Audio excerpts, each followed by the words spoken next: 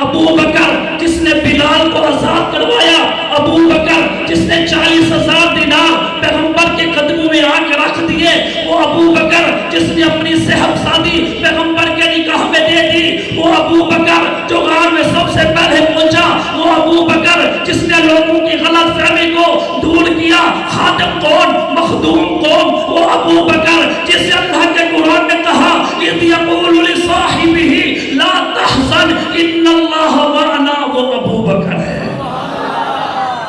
لوگوں ابو بکر کی پیغمبر کے ساتھ محبت تو دیکھیے،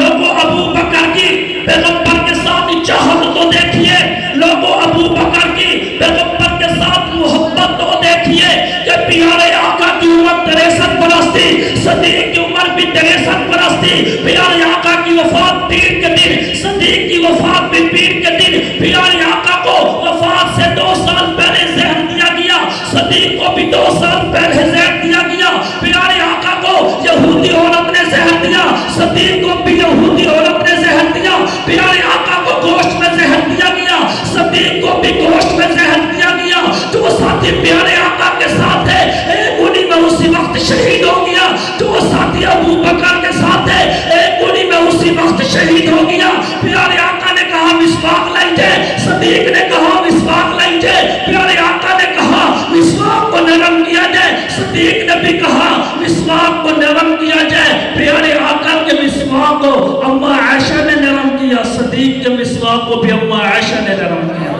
نعرہ تکبیر، شان صدیق اکبر، شان صدیق اکبر، شان امی عائشہ۔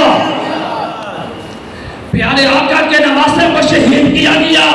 صدیق کے نواسے کو بھی شہید کیا گیا، پیارے آقا کے نواسے کا سر کاٹا گیا، صدیق کے نواسے کا بھی سر کاٹا گیا، پیارے آقا کے نواسے کو خلافت کے معاملے میں شہید کیا گیا، صدیق کے نواسے کو بھی خلافت کے معاملے میں شہید کیا گیا، پیارے آقا نے وفات سے 4 دن پہلے مصلی چھوڑا، صدیق نے بھی 4 دن پہلے مصلی چھوڑا، پیارے آقا نے مصلی پہ اسے کھڑا کیا جو بعد کا خلیفہ تھا، صدیق نے بھی مصلی پہ اسے کھڑا کیا جو بعد کا خلیفہ تھا، جو چادر آقا کے لیے آئی وہی چادر ابو بکر کے لیے آئی، جو چارپائی آقا کے لیے آئی وہی چارپائی ابو بکر کے لیے آئی، جہاں پہ اللہ کے نبی